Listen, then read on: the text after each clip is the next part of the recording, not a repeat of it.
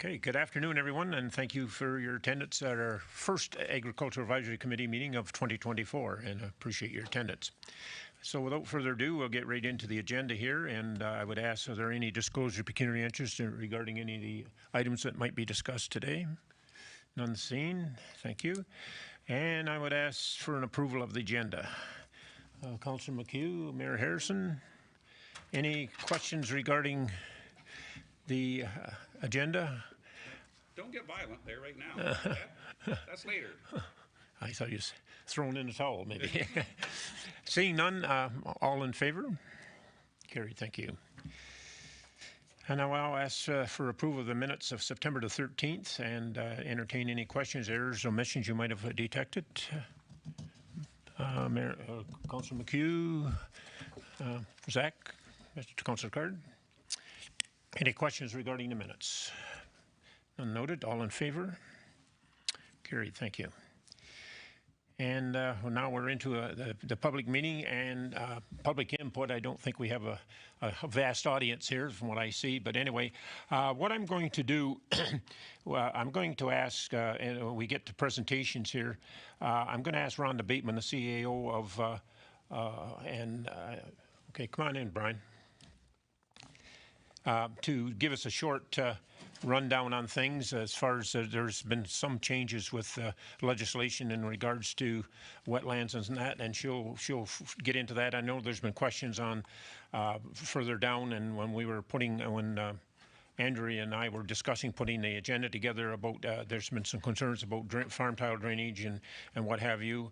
And then I'm going to ask Brian to give us a short rundown on the planning and any items that might need to be discussed or brought up to date. And so without further ado, I'll ask Rhonda to come forward, please, and maybe give us a short talk. And if you have any questions, I'll leave them till the end and till both these folks have their presentations done, and then we can entertain any questions, which we do have down on item 14, some of the concerns that people expressed. So welcome, Rhonda. Thank you for coming. Thank you, Chair Elliott. Thanks for inviting me. So yes, as you said, there have been changes to the Conservation Authorities Act and our regulations. So as of April 1st, our new regulation, you're all familiar with OREG 16306, I'm sure. Oh, I think it's on.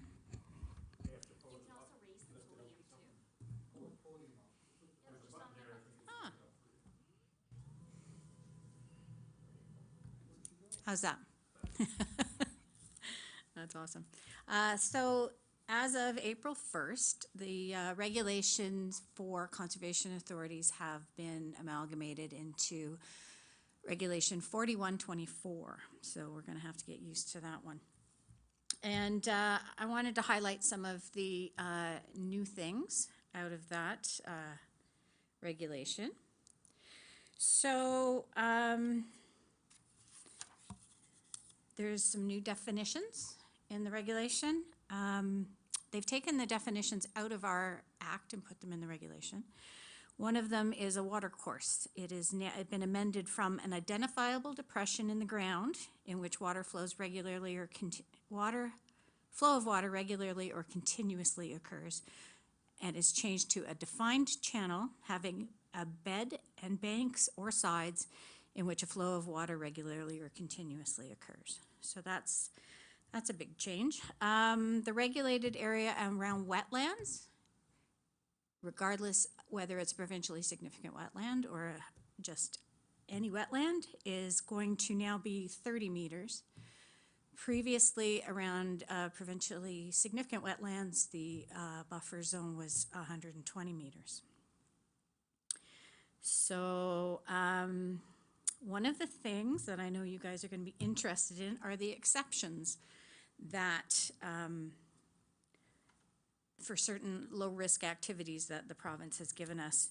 And as far as agriculture goes, so there'll be an exemption for agricultural in-field erosion control structures that are not within and that do not have any outlet of water directed or connected to a water course, wetland, or river, or stream valley. So, in other words, natural soil erosion, you can fix that on your property without having a permit. The installation of new tile drains that are not within a wetland or a watercourse, within 30 meters of a wetland, or within 15 meters of a watercourse, and that have an outlet of water that is not directed or connected to a watercourse, wetland, or river, stream, valley, or the maintenance or repair of existing tile drains. So the difference in that for us is if it's connected to a wetland, still need a permit. If it's outflowing into a watercourse, you need a permit. Other than that, you don't. And usually if it wasn't going into a watercourse or associated with a wetland, we didn't require it anyway. It was only under those. Some do. In the Southwest, I know they're really, really big on permitting for tile drains. So another one for you guys is the installation, maintenance, or repair of a pond for watering livestock that is not connected to or within a watercourse or a wetland within 15 meters of the wetland or a watercourse, and where any excavated material from that pond is not deposited in an area that's part of our permitting area. So if it's not under section 28 of the Act, then you don't need a permit for that either. So it's kind of a freestanding pond. So those are the big ones for you guys. We have a few other exceptions. One of them kind of falls in place with the building code, which is the non-habitable accessory building or structure that's 15 square meters or less. But unfortunately for that one, it can be within the 30-meter setback, and it can be on a shoreline. It can be on a shoreline, but not in a watercourse. So that's a little problematic for us because it says non-habitable, and if that's what it is, that's fine, but it's something we're going to be flagging in case 15 square meters is big enough for a habitable space. So we have to be really careful with that kind of thing. So, and you wanted me to talk about unevaluated wetlands?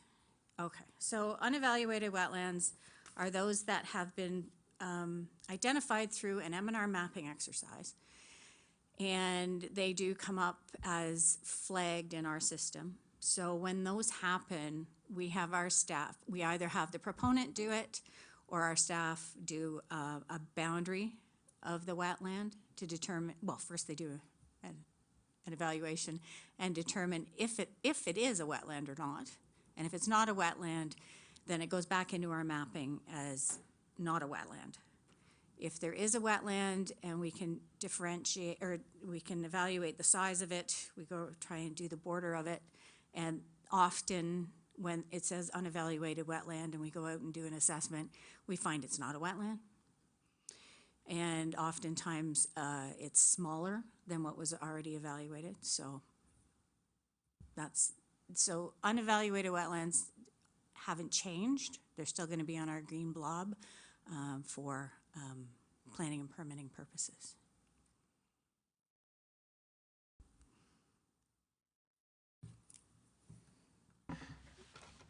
Okay, I don't want to, do you want to do the questions now, Rhonda, or do you want Brian to do his presentation and then we can entertain questions from both sides? I don't know whether, Brian, do you want to maybe elaborate on your end of it, and then we'll get into major questions, because I know there's going to be lots of.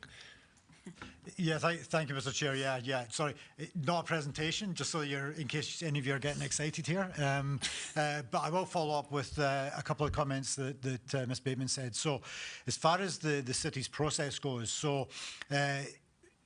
None of the legislation has changed around the process by which we connect with the Conservation Authority, particularly on development applications. We will still run through that process. We will still flag and circulate development applications to the Conservation Authority. But I think based on the new regs, there's obviously going to be a number of projects that would otherwise have required permits, or previously that won't require permits under these new exemptions. And one thing that that Rhonda mentioned there was the the 15 square metre structure. So that's a recent change that some of you may be aware of under the building code, where traditionally for many, many years, you could build a structure 10 by 10, 10 feet by 10 feet, so 10 square metres without a building permit. The legislation, the Building Code Act, changed that recently, and it's now 15 square metres. The trick there is that, as Rhonda mentioned, a 15 by 10 or a 12 by 12, 12 by 13 structure is obviously significantly larger than what was approved previously or permitted previously, which does mean that we have to very much watch when applications come in or when people come in and inquire about those types of structures to make sure that they're not being used for habitable space. Because even though you can build a larger structure without a building permit now, it cannot be for habitable space. It's only for storage and accessory uses, as a traditional shed would be. So these two pieces of legislation do connect, both the Conservation Authority regulation and under the building code. But other than that, as far as these changes to the regulations that we know of to date, and I believe we're still expecting more regulations to come, but at this point in time, we'll continue to circulate our applications. It's just that there'll be some projects that are exempted now under the Act. Okay, thank you very much. All right. I have a question to his. Okay, sure. Are you were using square meters or square feet, like 10 by 10 feet or 10 by 10 meters? 10 by 10 feet. Sorry, 10 square meters or 15. It used to be 10 square meters, now it's 15 square meters. So you're thank you. Yep. Okay. All right. We had some questions here, so we'll start down at the end if you want to start, Fred, and then we'll work this way. Thanks, Mr. Chairman. Just a question that Brian asked last time was agricultural government to the Conservation Authority for Agriculture Erosion Control. I think your reply was indicated that the funding is part of the stewardship program for the Bay of Quinte remedial action plan. Does that money or that funding, does that go to the Conservation Authority, or does the farmer or who gets that money? The federal and provincial governments fund that program, and when we offer it to the farmers, we for the work that's done stewardship-wise, we reimburse you through that funding mechanism. Yeah. Then we come to you and you give us a little nickel or dime or something. We pass that funding on to you, and it's depending on what you're doing, it's way more than a nickel or a dime. But yeah, we work through you though, like yes, that. Yeah, yes. that's Absolutely. Okay. Work this way. Douglas, Mr. Cruz, do you have anything? Okay. Brian? Yes, thank you. The first point, I think I recall another change in the regulation that was fairly important to the agricultural community, the right to repair a tile line in an agricultural field that has broken and maybe previously might have created a wetland. I didn't say that, did I? No, you can do repairs and maintenance on existing tile beds, yes. I know that's been a problem before, where a tile line is broken, created a wetland, and then the farmer has, run into problems with the Conservation Authority, where he's tried to repair that tile drain. So that should not be a problem now. No. So that's a good thing. Yeah. And I think Brian, Mr. Jardine answered my second question. There's going to be more changes coming. Is that correct, to the Conservation Authorities Act expected? It's expected, but it will probably be a regulation under the Planning Act, maybe. We're not sure how they're going about this, but it's probably through the Planning Act, yeah. I guess I'm referring to some proposed changes that change the considerations that you are required to look at to issue a permit to work in a wetland. Currently, you're required to look at erosion, flooding, pollution, and conservation of lands. Yes, they've taken pollution out of our definition, and it has been replaced by, sorry. Oh, it's in the Act. No, it's not. It's been changed to, I believe, stable soils. Sorry, I didn't flag that.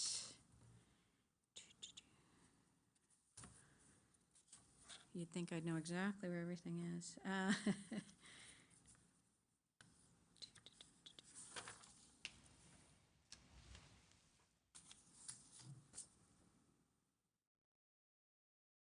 Oh, it's in the regulation. Of course it is. I didn't mean to put you on the No, spot. no, you're not putting me on the spot. I gotta find it because it's And gonna I can bother help me you out otherwise. if you'd like. Okay. Do. Okay. So hazardous lands, the definition of that has changed. So it means land that could be unsafe for development because of naturally occurring processes associated with flooding, erosion, dynamic beaches, or unstable soil or bedrock. Yeah, and They've taken pollution out, yes. has that changed now? April 1st, So that's in the new regulations? yes. And they've also taken out conservation of land. Yes, okay. is I thought that was in the Bill 23. It was, but it's not in effect until the 1st. Okay, thanks. Yeah. Just before I come to Councillor Card, before I leave you, Brian, you've mentioned to the mayor and I about a tile drainage issue, and you were wondering if the city was going to consider it in regards to what Northumberland County does. And I know I've talked to Brian, and he says he knows the town of Coburg has it, that they charge a fee to the farmer. Maybe you could address that, because you're with the Federation and you've got more knowledge on it. And I did mention it the other day to some of my colleagues on Lower Trenton. They didn't seem to have a lot of, and I mentioned to Rondo also, a lot of information on it. So I was just wondering if you could elaborate on it today a little more, maybe for the rest of the committee here. Sure, I can do that. My concern isn't necessarily with the Conservation Authority. It's more with the municipality. There is, under the Drainage Act, there's no provision for the municipality to take a farmer's water. So putting a tile outlet into a roadside ditch doesn't necessarily have to be permitted. So I would like to work with the municipality to work on an agreement where we could get a process to allow that to be. No, we've had no issues in Quinte West, but I don't want issues in Quinte West. So I'd like to head that off and work with the city of Quinte West to get a process in place whereby the farmer and the municipality would enter into an agreement to allow that tile drainage outlet to happen. And it would be under the Drainage Act, and it would be a mutual agreement drain. There's two sections of the Drainage Act. One deals with municipal drains, and the other section simply deals with a mutual agreement, where two parties, the municipality and the city, would enter into an agreement to allow that to happen, and it can be registered on title, so it stays there forever. And the city knows the pipes in the ground, and the farmer knows the pipes in the ground, and everybody and business continues as usual. So that's really, I think, what I've been discussing with the mayor and the deputy mayor and several others. Not necessarily into a water course; that's a whole different ballgame. Yeah. But I'm just talking into municipal roadside ditches. I just wondered if could you elaborate on how Northumberland County or parts of it are charging the farmers or whatever, and how that works, maybe, so the rest of us have some input into how that's taking place? That's a different issue. Yeah. That issue is stormwater management. Oh. So as best I understand it, there's been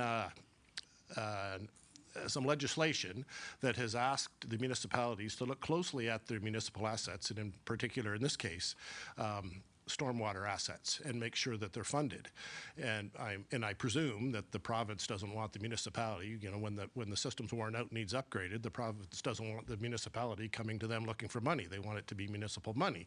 So some municipalities have looked at it, and I guess the situation we're talking about here is Coburg, and they said, well, we don't have enough money. So they've levied a stormwater fee on the urban residents and on the rural residents to fund this cost. And the rural residents, and the rural farms, it's $160 an acre. And this is the municipality of Coburg. And quick math tells us that that's $16,000 per 100-acre farm per year.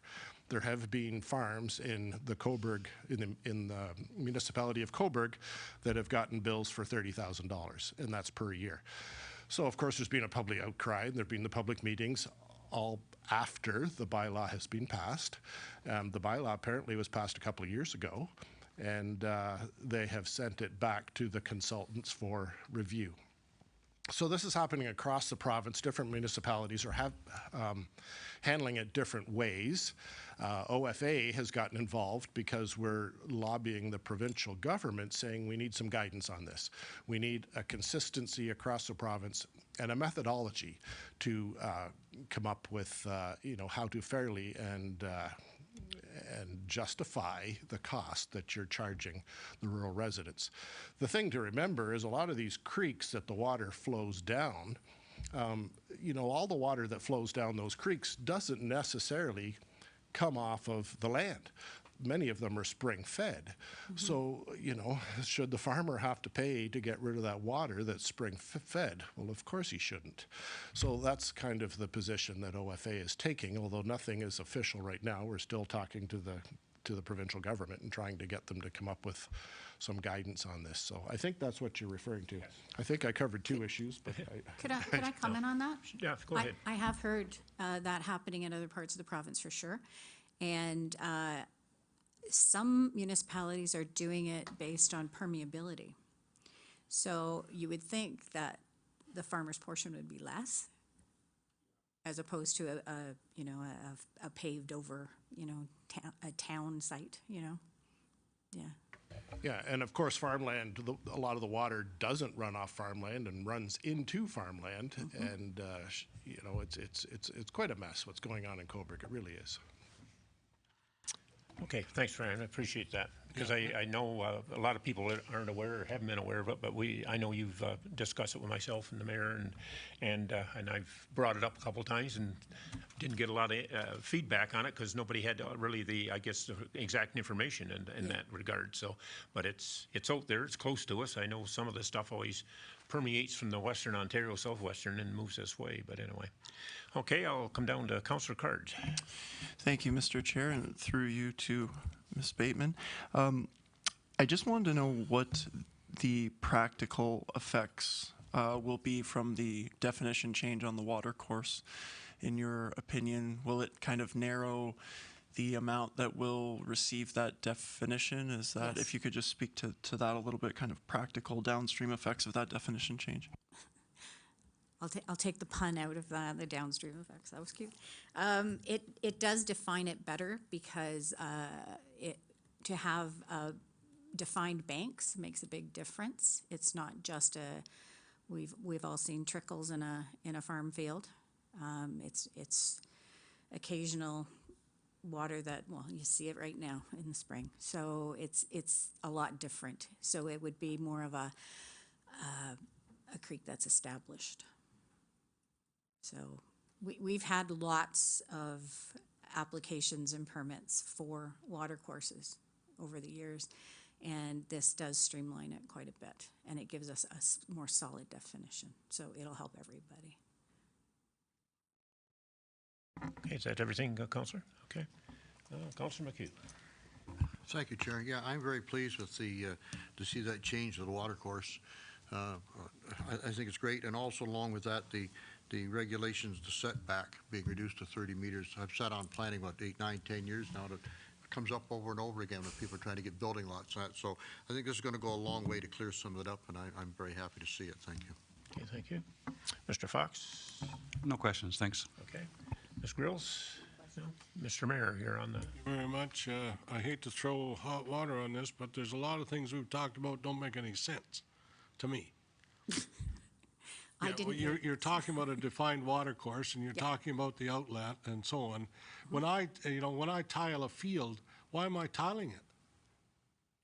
I'm tiling it to take the water to a defined water course. That's what I'm doing. Yeah. That's my objective, and whether it be defined, but the concern I have is that when I do that tiling, I'm creating a defined water course. That's what I'm doing. And you're coming along and going to tell me I can't do that? No. Good. No, That's not what at I all. want to hear, and then you're going to tell me, even though the defined water course is on my property and I'm looking after it and I'm doing all the work to make sure it works, you want me to buy a permit. The permit's required if Who If the said? outlet goes into a water course. If it doesn't go into Well, a I've water done a lot of course. tiling, and I haven't bought a permit yet, and I don't intend to start. And as I said, most of the tile drains that happen in this area, in our entire watershed, very seldom do they require a permit. So you're not gonna try and tell me I need one. Every situation is different. Okay, but there's a lot of people that are tiling and doing Yep. it just, recently. Yes, And I know very well that they're doing it according to the proper guidelines from this city. yes. And And- if they are, then, and if they're not going into, so the rules that are in place now are more lenient than before. And if it's not going into a defined water course, then you don't need a permit. If it's not draining a wetland, you don't need a permit. Well, okay, so, all right, so we go back to the beginning then. We think about the city of Quinte West, and I tile, and I take the tile to the road allowance and the ditch on the road allowance. And I'm gonna put it in that ditch. The water is already flowing in that ditch to wherever it's headed. Now, are you gonna say that that's now a defined water course? I don't know yet. Good, because I'm gonna be honest, I have a don't hard know. sell on that one. I'll tell you, because I don't think it is. I think that's the municipality's responsibility, and we're trying to keep the roads safe and Yep, passable yep.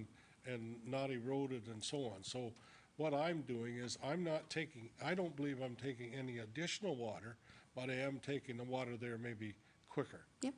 maybe. I'm not, Going into a ditch is a little different than going into a defined water course, so. okay. I'm not conceding to that, I just said it, okay? But, back to the issue with, in Coburg or whatever, I don't understand. That to me is just ridiculous. The water is, a lot of the water that we're talking about is rainwater or water that, the Mother Nature has given us or whatever. And it's going through the proper process to get where it's defined and where it's going to go and where it's going to hit the bay or Lake Ontario or whatever. So that's the ultimate, so. Yeah, and that Coburg thing has nothing to do with the Conservation Authority, or it was a city And decision. of course, you're telling me that these regulations have all been approved They by the have been province? approved. They've They been will, approved by the province? yeah, they were posted by the province and take effect on April 1st. Did we have any input into that? So, Mr. Chair, as much as any other municipality did, yes. The consultation periods, as we've all seen, seem to get shorter and maybe less well publicised than they have been in the past. But yeah, there was consultation on that through the bill. Yep. Yeah, limited. And what was consulted on is not completely what was published and approved. Well, I'm still concerned about that. You're telling me what a water course is, and it's a defined channel. And, I plow a furrow in my field so That is not a defined water I course. agree, but It's over not. time, we just had a situation with the homestead development, correct? We had a water course going through there supposedly, and it was never a defined water course, but somebody tried to all of a sudden say it was, and that they should be controlled by the Lower Trent, is that correct? I don't know specifically. You don't know? What it was, I think what staff said when the development proposal came through, it's part of the old Glenmiller Creek. And what happened when Highway 401 went through, Glenmiller Creek became severed and changed and defunct in a sense. But the depression, I believe staff can help me with this, I think was still there. But I think when we looked at the site plan, it still had some stormwater potential, I'll put it that way, on parts of it there for runoff. But it had been a defined creek way back until the 401 went through. There was no getting around it. And Yeah, there's still a berm there, flood control berm, so, yeah, that's why it was considered. So how do you, I'm still, you're saying the regulated area around the wetland is you're saying it's 30 meters now instead of it was, It was 30 around regular wetlands and 120 around provincially significant wetlands. okay, so but the provincial significant one is now reduced to 30? Yes, sir. Okay. And so what are we doing with the other one then? What do you mean the other one? Well, I mean, if we reduce this from 90 to 30, would I eliminate the other one completely? No, or all wetlands will have a 30-meter buffer, All of them? all of them. Okay, so that's what we say is better. Then I'm concerned with the unevaluated wetland statement, and what concerns me is how you turn that into an evaluated wetland, and when you do this, when you step onto somebody's property and you're looking at and you're evaluating, are you considering and working with the landowner? We try. We have tests that are in the Act to determine if something is a wetland, and it comes under the Ontario Wetland Evaluation System. So we use those criteria to determine. We just don't go walk out there and, look around. We do soil sampling and and as I say, most of the time, or quite often, it's not a wetland at all.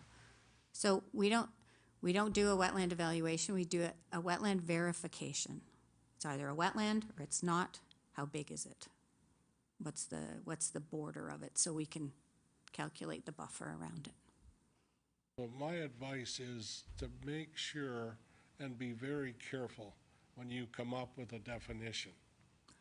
It's a provincial definition. Okay, but you be I'm saying be very careful, because I know of some in the city of Quinte West that were identified, but not, when it came to a court of law, they weren't accepted. And I know, and you did deal with one, but there's more than one in this city Yep. that are very similar or even identical.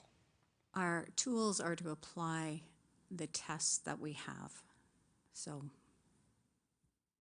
I don't know, I think you applied the test to the one that you failed with, so, but anyways, I won't go any further. Thank you.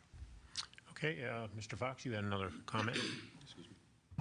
The 30 meters, is that steadfast? Is there any wiggle room? Can we move one way or? Yes, Well, there's- obviously it probably want to be moved closer. yeah, the buffer is 30 meters. We have granted in the past building, depends on what it is and what situation it is. No, nothing is absolutely steadfast. If someone has to go in by 2 meters, and we can permit that. So. Just asking because we applied for a building permit last year.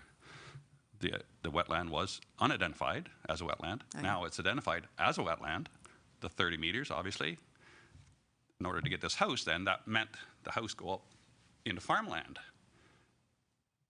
I'm all for wetlands, but farmland is disappearing at a rapid rate. Why can't we? So I'm glad to hear that. Yeah. And It's site specific, is it? If right. It's So it's not a creek, or it's not like it's a. There's no water flowing through it. It's sitting there. Yep. So I'm glad to hear that response. there is. Our business is public safety too. So being that close to a wetland, there's a chance wetlands do change size all the time, right? No, not this one. Oh.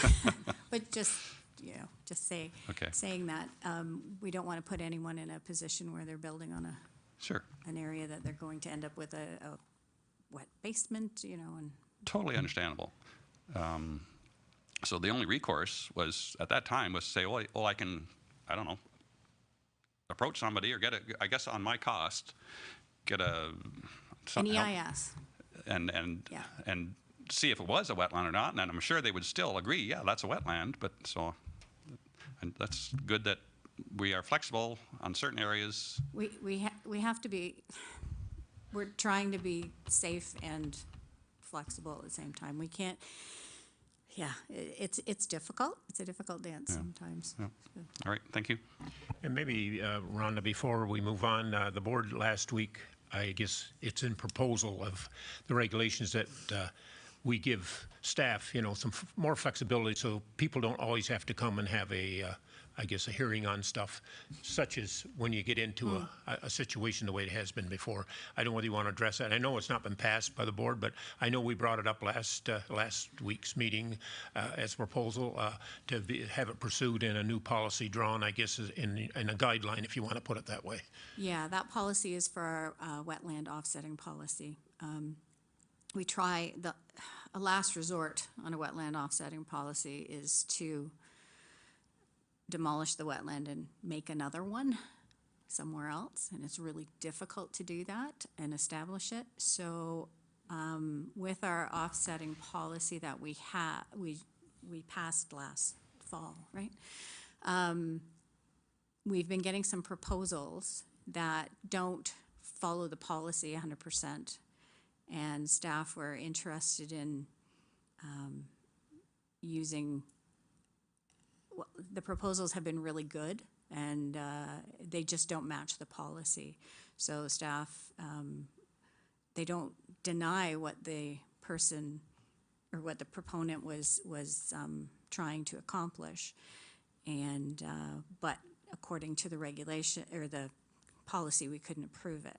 So we need some flexibility to be able to look at different avenues, because the science is getting better all the time, and if someone comes up with a better way to make a widget, we want to be able to accept that new widget without being strangled and have to go for a hearing. So. Okay.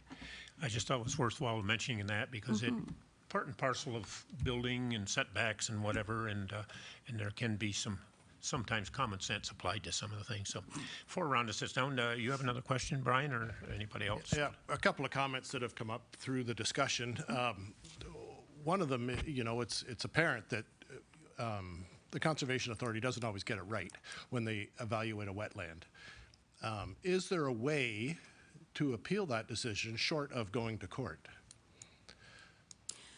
This new regulation and the changes to Conservation Authorities Act have more ways to appeal than you can shake a stick at. That's good.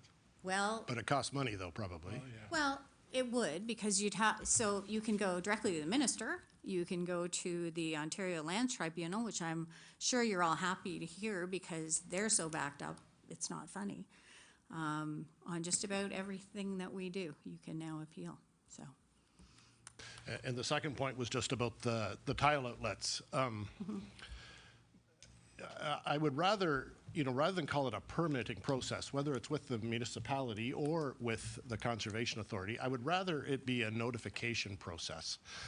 Because quite often when we're tiling, you know, you might think you're going to put one outlet in, but you end up putting two outlets in. But that, you know, and you might not make that decision until you're putting the pipe in the ground. Oh, okay. And you can't get a permit in an afternoon. No. And quite often you look across the road and you see the neighbor is tiling, and you call the guy over to tile your farm. So you can't get a permit from the Conservation Authority or the municipality, although one's not required from the municipality. So I would much rather it be called a notification process, where a farmer puts a tile outlet either in a roadside ditch or a creek, and sometime in the next short while, he notifies the municipality that he's done that and enter into that agreement, or he notifies the Conservation Authority that he's done that. And then everybody could get along, and we wouldn't have these conflicts, I think. And I think that's a much better way to proceed. You know, whenever we hear the word permit, you know, that's from a farmer's perspective, you know, that just doesn't sit so well. But getting along with the Conservation Authority does. So I would rather we could work towards that kind of an agreement with the municipality and with the Conservation Authority. And I know the legislation isn't exactly set up that way, but if we could work that way, that would be maybe there's some wiggle room. Those are just my thoughts on that. Thank you. I'll take that back to staff. That's reasonable. Gail, Ms. Grills? I'm wondering, you can have the tile drain into the ditch.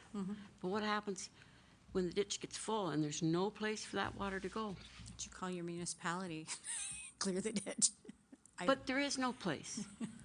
I meant, they've got tiles in the ground to go across the road, but the fellow on the other side of the road, his land is higher, so that water can't go there. So what happens then?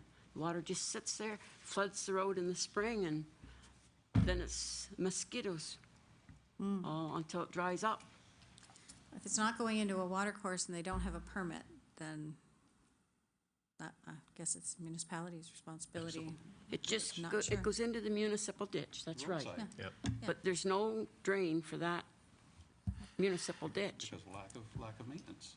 Well, not really. Oh. It's when you get, no. Like if there's no ditch to, or culvert to take it away? There's culverts to take it across the road. Yeah.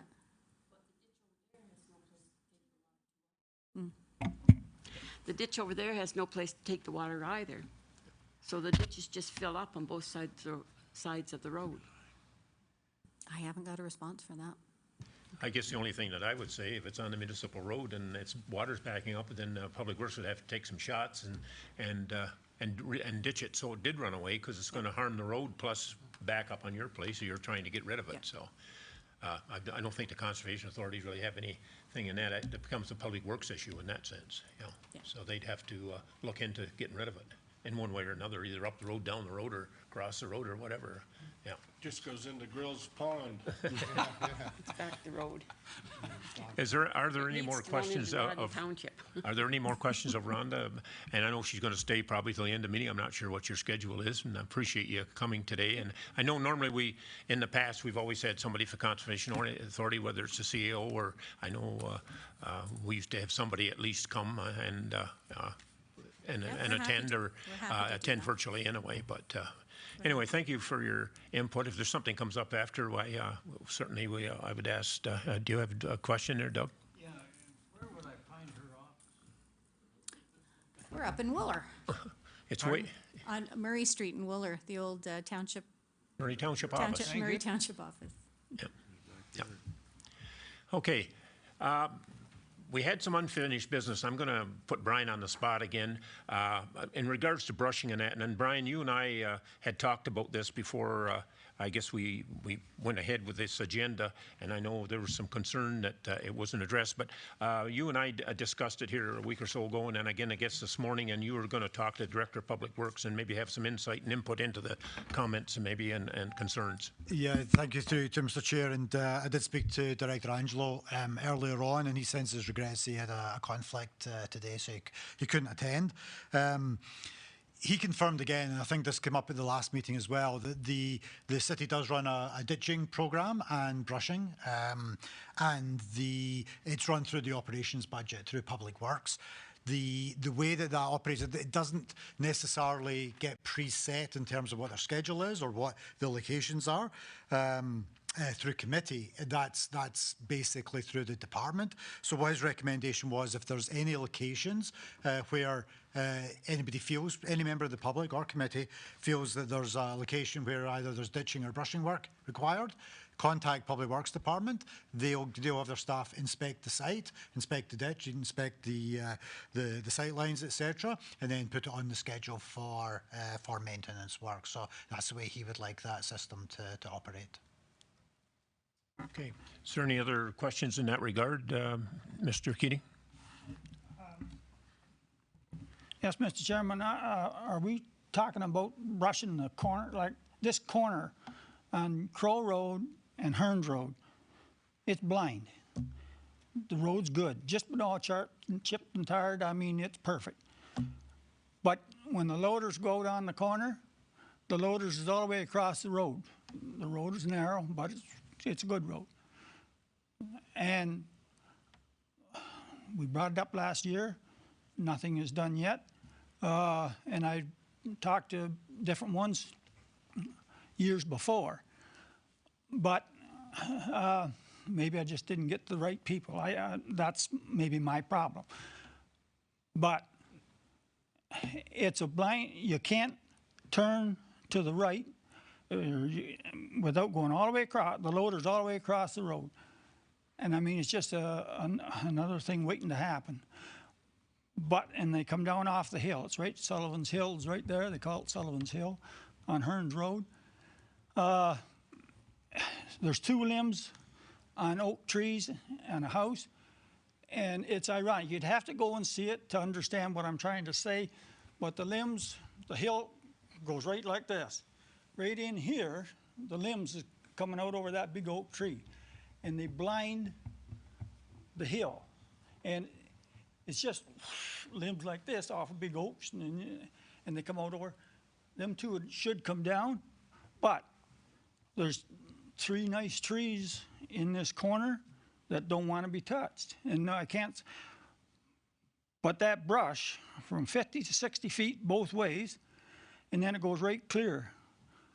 But you just can't see around that corner. You got a stop sign there. The tractors has got to stop, start off, and I mean, they got to gear right down. They got to load on. And so they're slow getting out around. That's another thing that's not helping cars at all, like type of thing. So all it is 50 feet of brush here and 50 feet of brush this way, but it's got to be straight. And there's as much on private property as there is on municipal property. But I can't see anybody finding fault. And these 2 limbs is on up there. Really and truly, they're nice people. They're good people. And that ain't a day's work for the equipment that Quinte West has got. That isn't even a day's work. And scrape it out.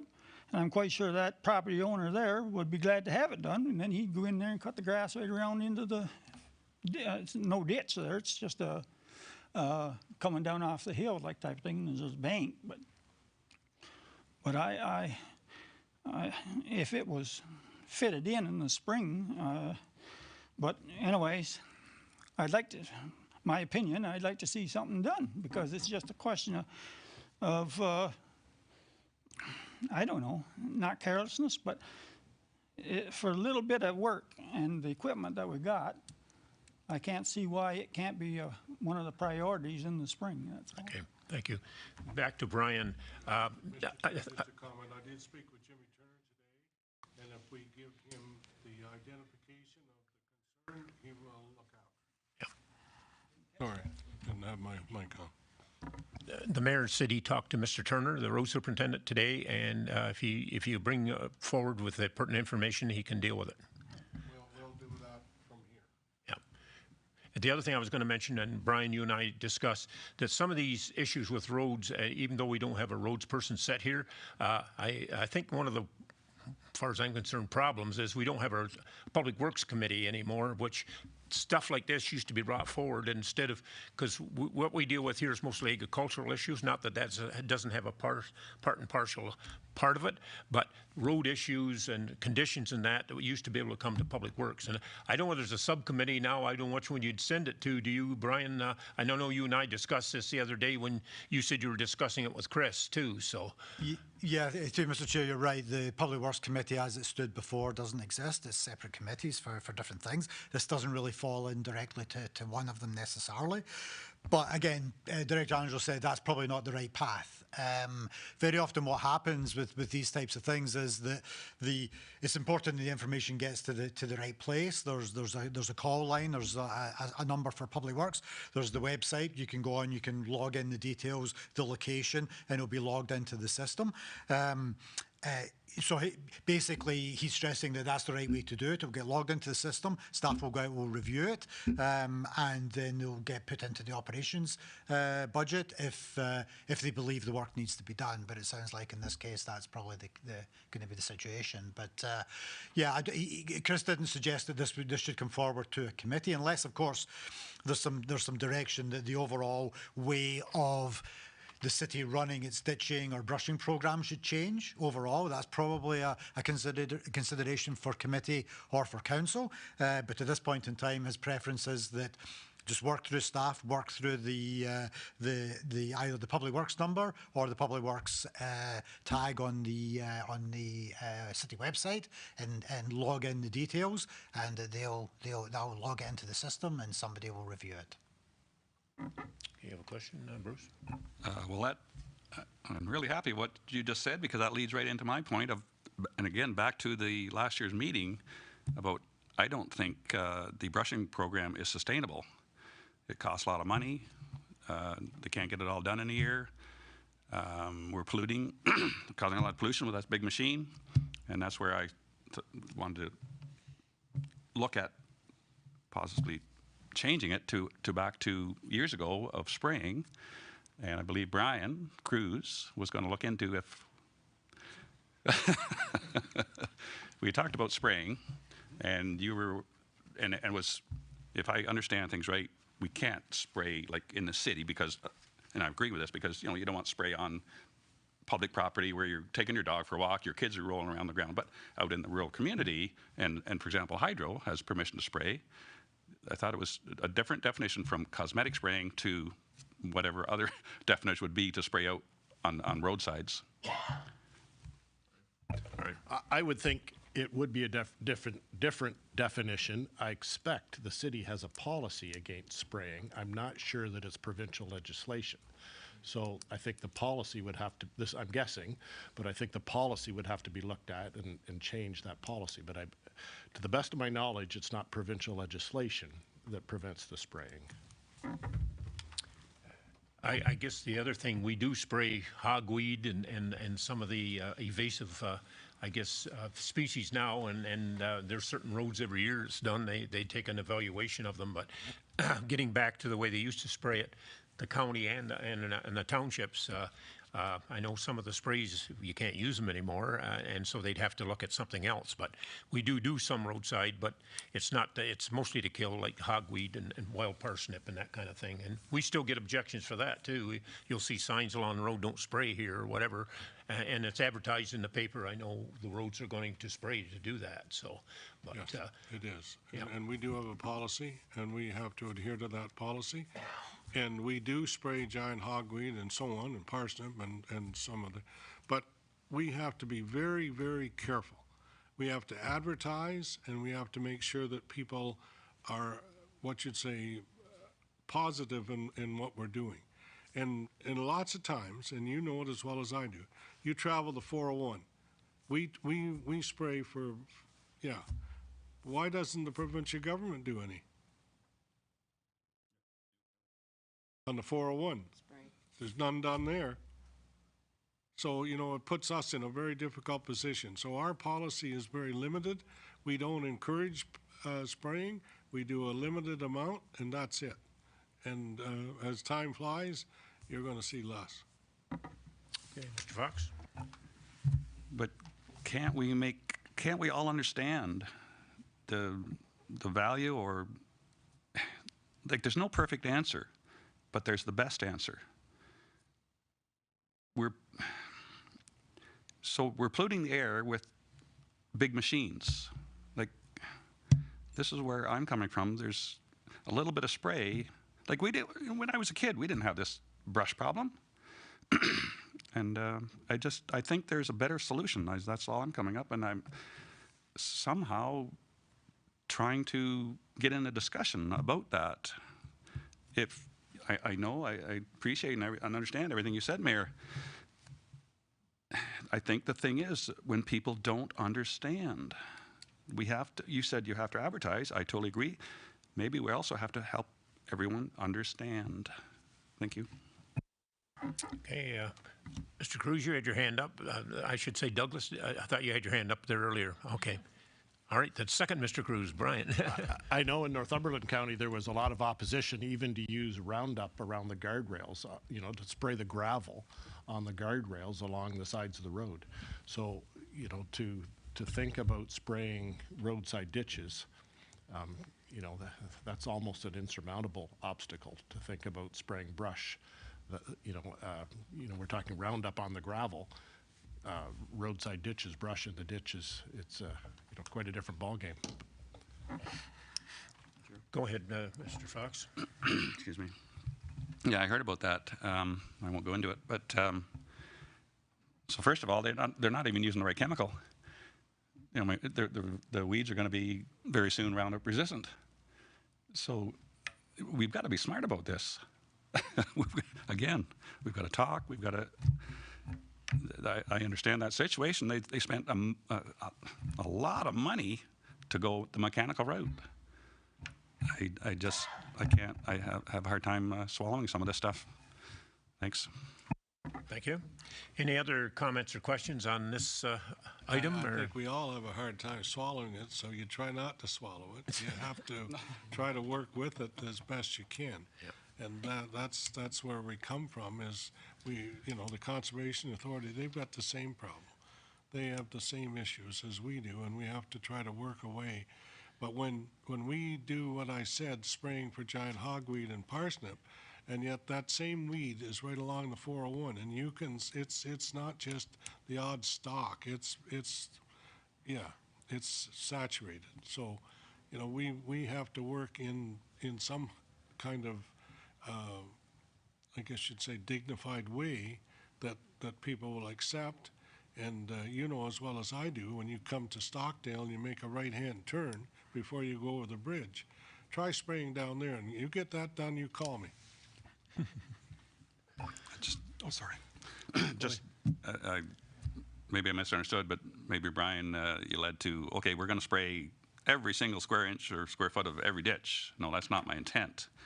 Once we get the brushing done mechanically, then you go back the next year early in the spring before it gets too big, and there's that soft maple starting to come up. Psh, that's it. You spot spray, this is not a complete spray. It just spots where it's needed. Well, the big one now is I guess the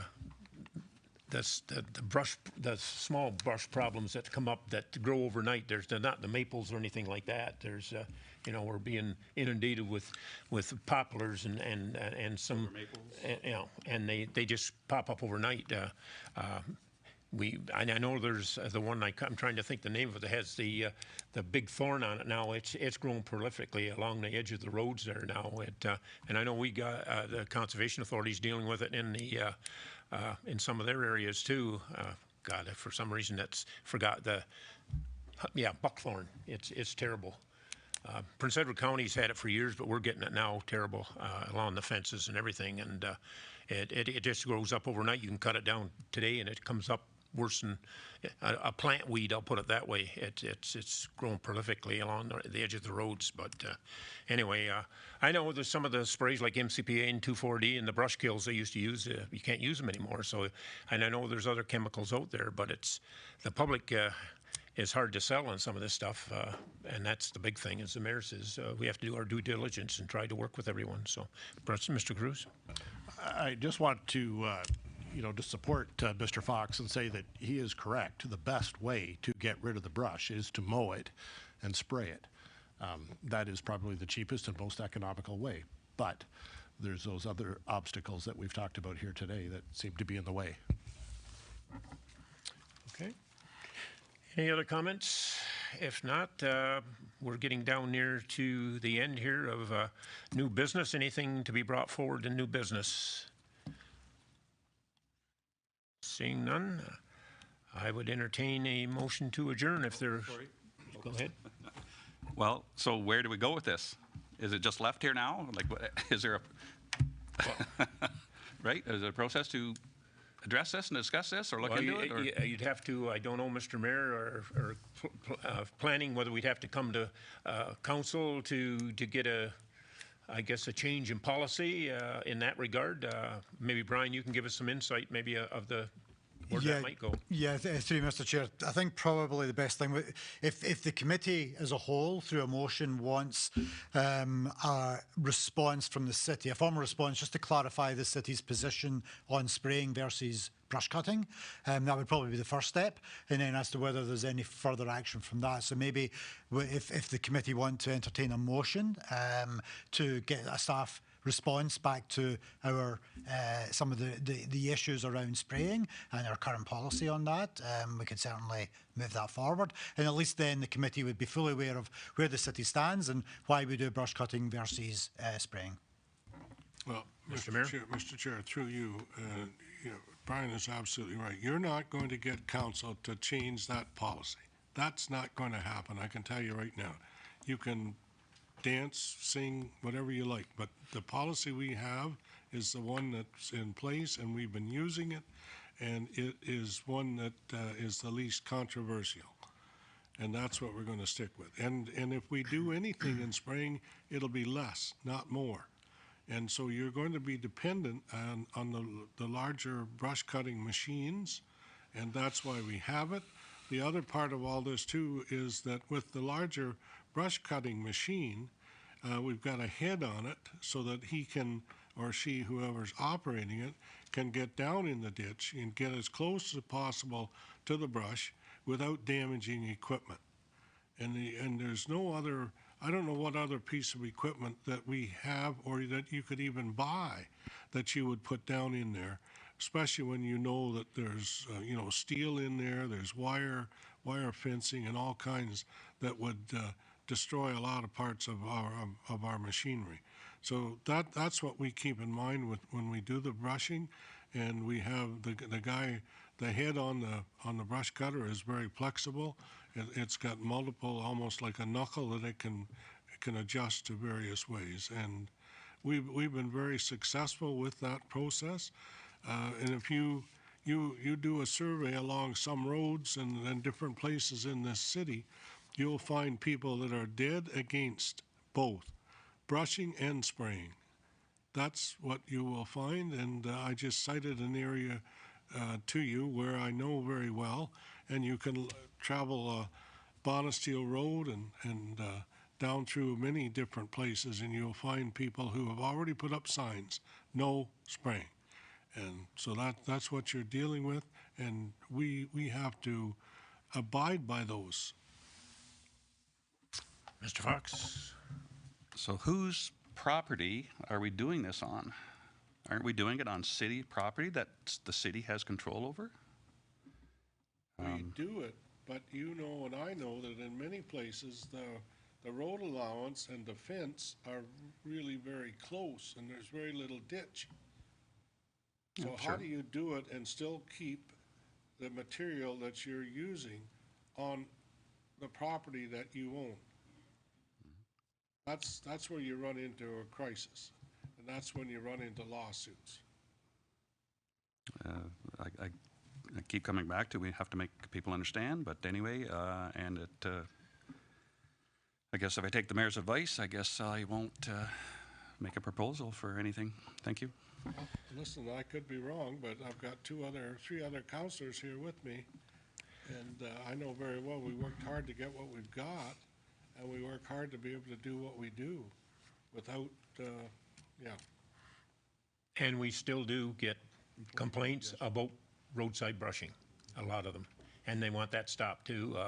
I've had different ones, when school buses, they're complaining about the brush hitting the mirrors and trucks, and then farmers going down the road with the equipment and catching on the stuff, but it's public opinion, and I can tell you it's a vast number. It's just not small, and and as the mayor, I think, reiterated too, it'll be a hard sell for council to accept it. But I'm just another voice that sits there. I know I've dealt with the verbal complaints and phone complaints.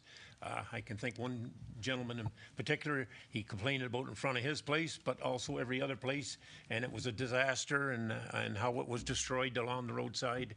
And I will say, adding to the mayor, this newer head that we're using, it does a neater job, and then I think some of our roads crews are going along, neatening up, I guess, some of the ragged edges, I'll put it that way, to try and make it look better too. But I can tell you, if we held a public meeting here on that, I can tell you it'd probably fill this room and it'd be all negative against doing it.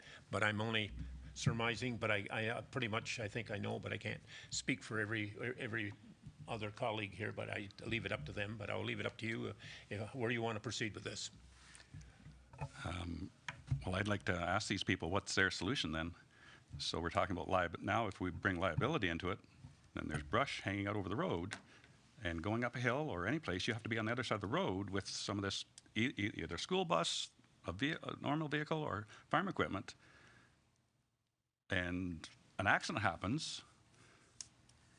Well, and the person driving the vehicle, well, I had to be over here because I couldn't stay on my side because of the ditch, because of the brush.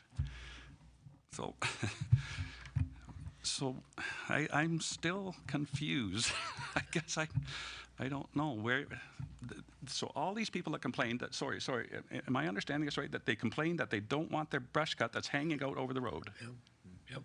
Well, they don't understand, I don't believe, of the danger of that. Thanks. I guess the problem is that it hasn't caused them a problem, but, and it's the aesthetics of it, I think, is what's bothering them too. But anyway, Councilor McHugh, you may want to comment on it, or anybody else, please. We get complaints, they brush it and there's small pieces left there and some child may get it stuck in their foot or a dog's paw or something. They want us to come and sweep it up, clean it up. Telephone Road a couple years ago, all upset, had a beautiful canopy over the road. It reminded them of the old days, a horse and buggy, I guess. And they don't want it done. So we need to be doing it. The policy's in place. It seems to be working. And if there's an area, like you said, where they've got to go to one side of the road, the other, or as Mr. Keating brought up, that blind corner, we bring it to Public Works. They go look at it, assess it, and I'm sure they're going to resolve the problem. They can't be everywhere all the time, but we have works foremen that are traveling the roads all the time, and that's their job, is keep an eye on this to see where the potholes are, where the blind spots are. And I've had 2 or 3 of them out by Colvin Beach roadway where I put the complaint in, and within hours, somebody's been out and remedied the situation, even knocked on private property and said, the tree you've got at the corner of your property is causing lack of vision for safety and that. And people agreed, if you want to trim it or cut it down, they do understand. So the process is working, but I can tell you right now, they don't want it brushed and they don't want it sprayed, and we have to listen to the public. And the policy seems to be working. Have we had any lawsuits recently over brushing causing a problem? Could have been. Could have been, but. An accident, sorry, an accident. Could have been, but. There was an accident. But you can have an accident. It's not prolific, I guess is what I'm saying. We're doing the best we can with what we have and as quickly as we can. So the policy in place, I think, is working. Maybe not working to the extent we all would like to see it work, but it's the best we have to work with right now. Any other comments in this regard? Yeah, just, Mr. Mayor?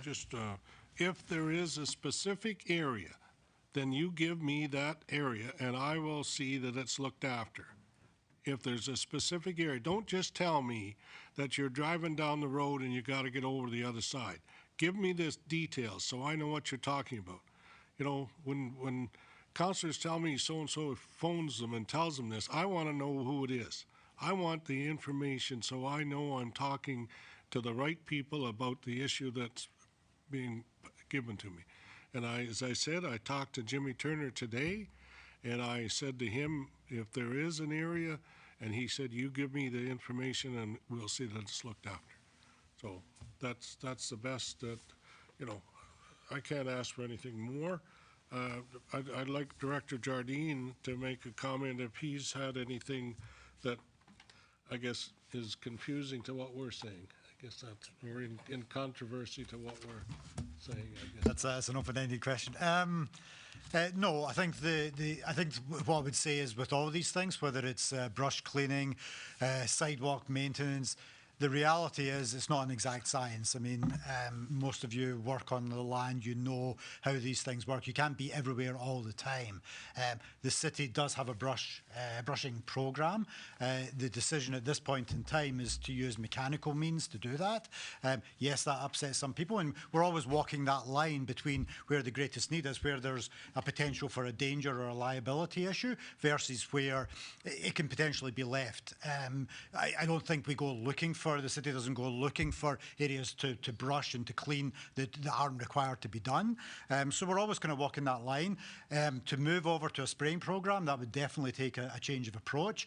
I think the conversation has been correct. I think that's very much an uphill battle in today's world to introduce a spraying program where none exists. That seems to be kind of going against the general norm. But no, certainly the program is there. We, you know, as far as whether the city gets claims and stuff, of course we get claims all the time. The municipality is very much an easy target when it comes to liability claims. But we get claims for many things: potholes in the road, trips and falls, icy surfaces in car parks, all sorts of things. So I'm sure there's some brushing ones in there as well. But it's not a major issue as far as I'm aware in that respect. Okay.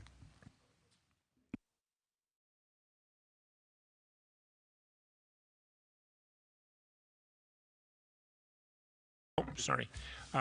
Discuss new business? So is there any other new business to be brought forward at this time before I ask for adjournment? Mr. Fox. I'd like some guidance on this, and I'm just bringing it up because it's in the rural area. It's not really agriculture, but so like I say, it's just you could let me know where we need to approach this, or myself. So it's about building permits, and a certain resident wanted 3 or 4 in a row. You probably know who I'm talking about,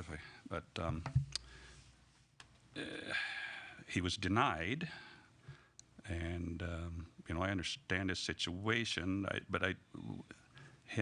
this person, myself, just didn't have. He wasn't satisfied with the answers he got. Why he wasn't allowed these building permits. So like I say, is this an area to bring that up, or is some other avenue I should look into? Well, through you, Brian, but I don't know whether they were severed lots or if there was a technicality or not. Maybe you could address it. I don't know. There's not a lot of real information. You might need more. I'm not sure. Yeah, it's hard to kind of make well, I can make a general statement, but it's hard to know the specific answer to a specific situation. In general terms, if we're talking about building permits for a new residential dwelling, they would have to be on a separate parcel. So the first step would be severance, to sever off a piece of land, which you're all aware. So the city does have policies around where and when you can do severances, and how many severances you can do. So the chances are that the direction that they could not be supported is probably because the severance policies wouldn't permit that. The severance policies within this municipality and most municipalities are relatively restrictive, and they are designed to enable but limit the amount of residential development you get in the rural areas. And the real reason for that, in general terms, is to protect agricultural land and other rural uses. Because as soon as you bring in more and more residential uses into a rural area, you create this potential for conflict between agricultural use and residential use. So it's quite common for municipalities to have fairly restrictive severance policies. Outside of that, if that wasn't the rationale for it, if there was some other issue around the building permit, then that would be a technical issue around the building permit application they may have submitted. But I'm guessing, based on the way that you described it, it probably didn't fit with the severance policies of the municipality, which in general terms would only allow for 1 severance, and then only on rural designated properties, not on prime agricultural properties. So that's probably what happened. Okay, Mr. Frog. So it was on Gunner Settlement Road. No major agriculture activity going on. Quinte West needs houses. In my view, this is the perfect place for houses. I understand from this individual, there's correct me if I'm wrong, there's like, you can only get a severance once in every 10 years or something. I believe we have to, I know there's policies for good reasons, but these are fast-changing times. We need to be flexible and look at these things closer. And, there's other, he looked at other municipalities on each side of them. They allow it. And I'm not saying that's right or wrong, but just back to my point, he did not get a really good excuse, or sorry, well, I don't know, maybe that's a bad word to use, but a reason why he was denied these number of severances. Brian, do you want to address that? Or I know Councilor McHugh. Yeah, I obviously can't speak to the conversation. I'm guessing it was, so I think we've got to be clear as well in terms of the word denied.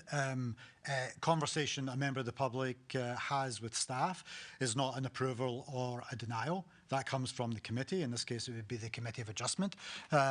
Staff give a recommendation. We certainly don't want to lead anybody down a path or because, even making a severance application is a significant process, significant cost incurred in order to do so, and always with no guarantee of success.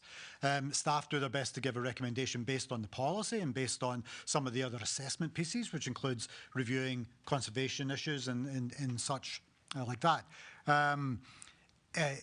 Irrespective of staff's staff's position, the the applicant always has the ability to make the application and come forward to the committee.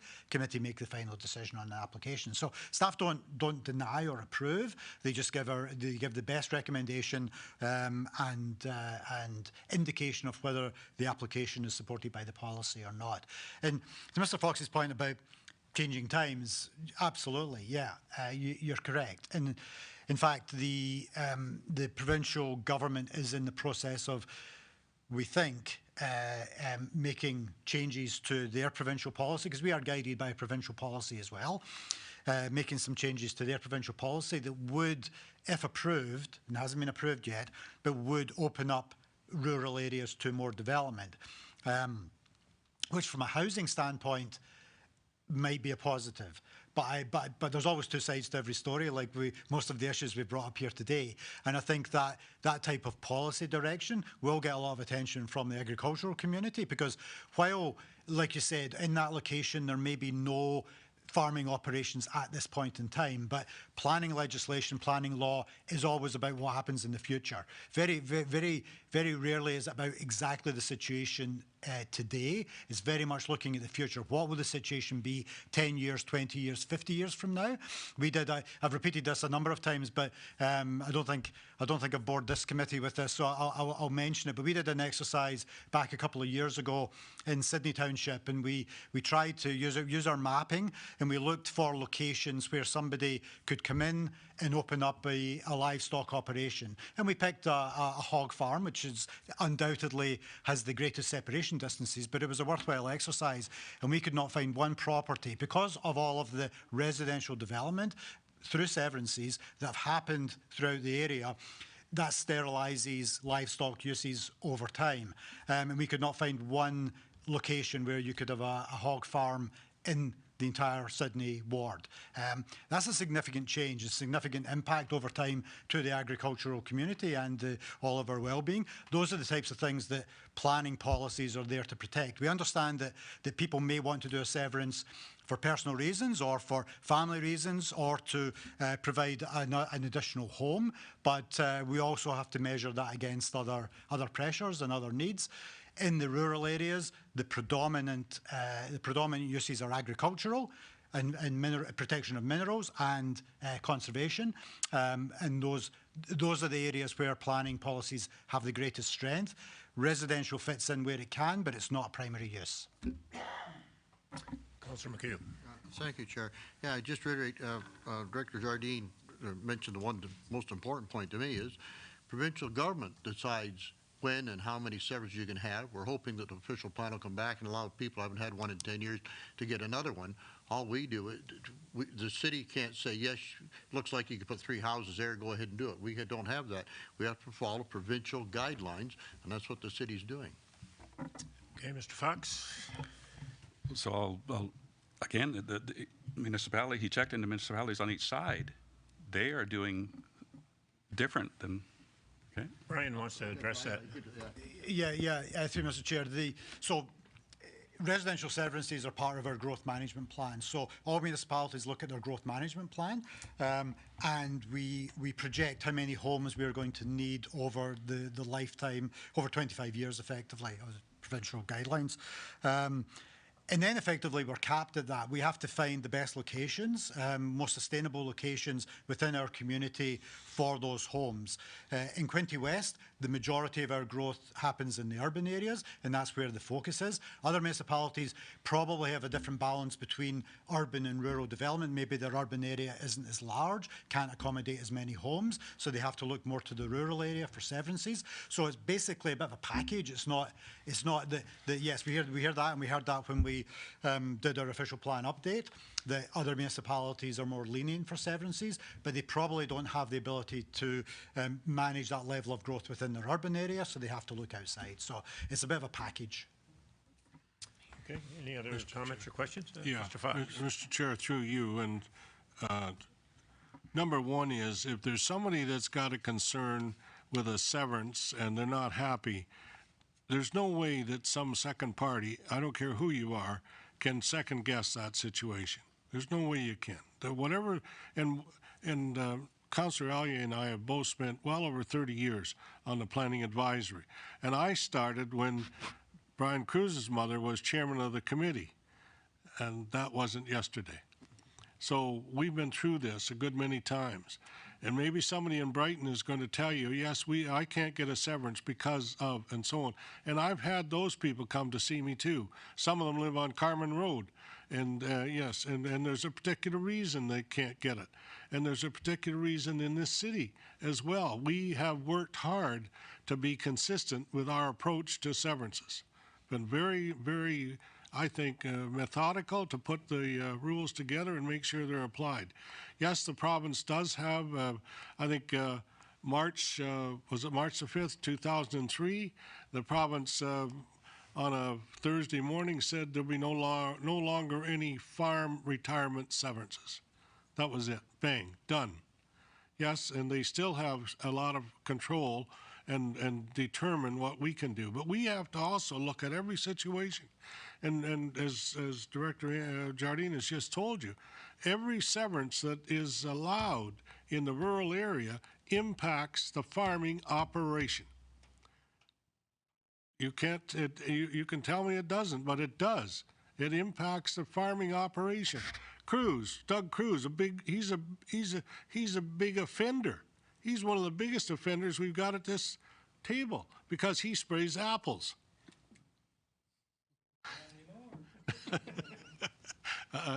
Well, somebody's doing it, Colin Jr.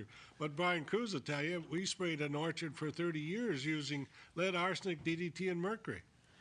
That's all we used.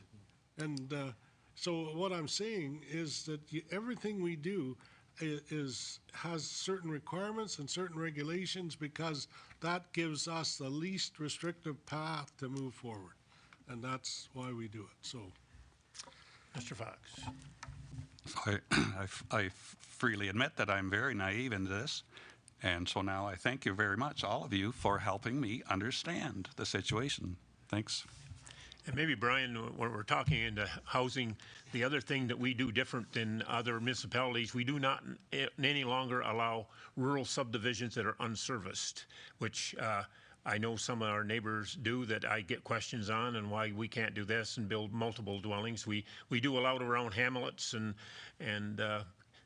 you know, villages and stuff like that, as you said. And I know when we were putting the formulas together to try and, we had several delegations that thought we should go back to the old Murray 3-in-1 kind of thing and what have you, and the same as the old Sydney policy, which was very loose and what have you, in a sense, compared to today's. I think it was the last, if you can correct me if I'm wrong, when the last official plan was approved in 2013, the province come through, they weren't even going to give us one, I believe, and we had to lobby to even get back to the one. And maybe you want to address that. I'm not sure how that came about, but I think it was in that mindset, as I recall. Yes, Mr. Chair, you're correct. The you know, part of updating our official plan document is has been mentioned here. We do have to fall in line with provincial policy. We have some local leeway in some respects, but we do have to follow provincial guidelines. Ultimately, our official plan is approved by the province. The city of Quinte West, like every other municipality, will adopt the plan, but it's actually approved by the province. And yeah, we had a bit of a battle last time around with the province, even to allow us to change the date to allow for a refreshing of severances on properties that had already had them. So it's an ongoing issue. But as I say, Mr.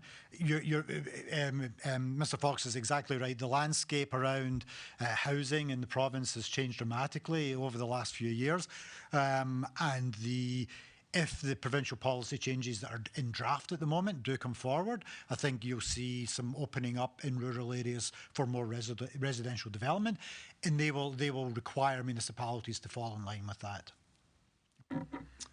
Okay, is there any other unfinished business or new business you'd like brought forward at this time?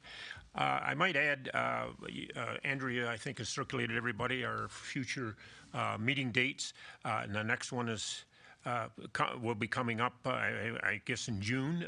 And I might add that if there's anything, please send it through to Andrea either by email or something if you have a concern or you want it brought forward to the committee, and that'll help us formulate an agenda And if we necessarily need a meeting, actually, as far as that goes, because there's no sense coming together if there's nothing to talk about, I guess.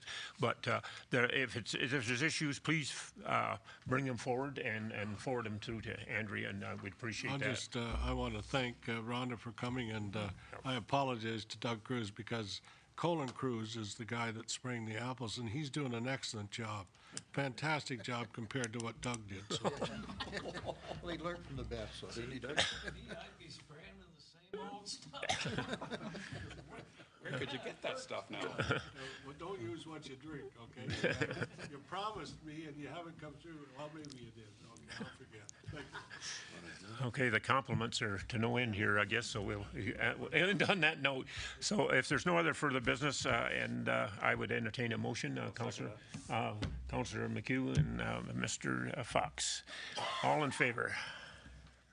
No opposed? Carried. Thank you. Thank you for attending. Thank you, Rhonda. Thank you, staff.